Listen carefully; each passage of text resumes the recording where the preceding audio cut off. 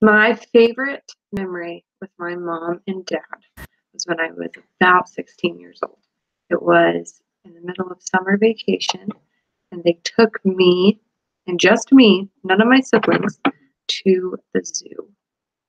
We walked around and we saw the amazing animals, and then afterwards we got ice cream, and it was the most special day because it was just me and my mom and dad.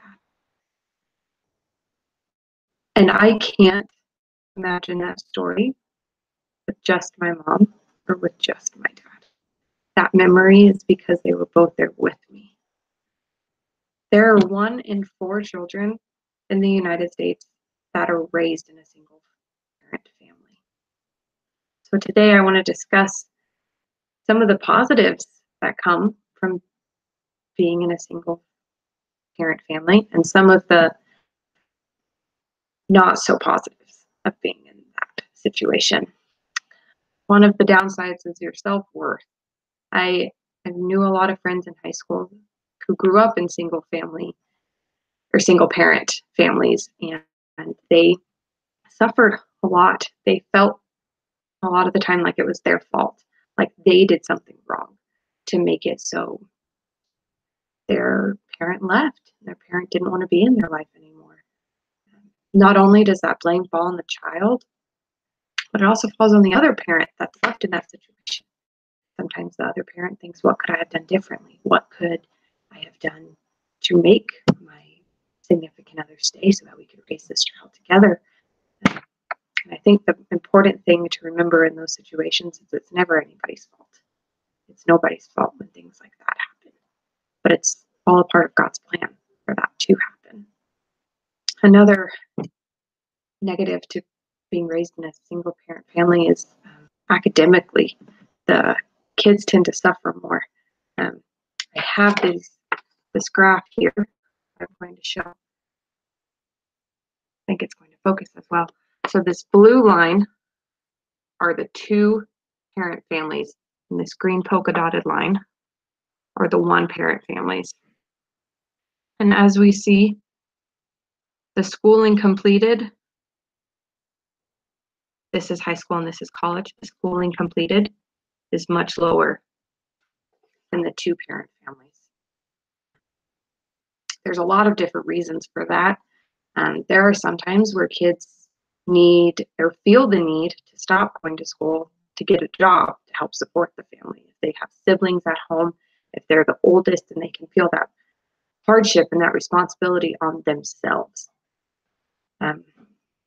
Single parents also just have less time. They're doing the job of 2 parents and they're 1 person, and that's overwhelming. That's definitely hard to do. And so they need to work and they need to provide for their families. And so they have less time to devote to spending to working with their child on homework or on other things and on projects and things. And it's not that they don't care and that they don't want to do those things. It's just that they have to work to do all these other things. And they're trying to juggle being everything, being a mom and a dad in that 1 person parent situation. It's been shown that they have lower test scores, which there can be a number of factors that play into that as well. There are some positives, though, that come from being in a single parent family. That close bond that you have with your single parent. I have seen a lot of families with a single parent, and the kids are they don't only respect the parent, but they trust the parent, and they are the parent's friend. They go to them with any problem that they have. That is a bond that can't be broken because that's all you have. And the kids recognize that that's all they have, and so they don't take that for granted. And they love that relationship, and they cherish it, and they love it. Not only do they have a close relationship with the 1 parent, but they also have one with an extended family. It takes a village to raise a child. We've all heard that before. And so extended family can come in and out and help in this situation. And they can expand They can help the child know that even though there's one parent, they still have an army that loves them. They still have a village. They are not alone no matter what. I think the most important thing to remember when discussing single parent family is that we shouldn't judge them. We shouldn't judge their situation. We shouldn't judge why they're in it. It's not a bad thing that they're in it. But what we should be doing is we should support the single parent families. And we should go out of our way to help uplift them.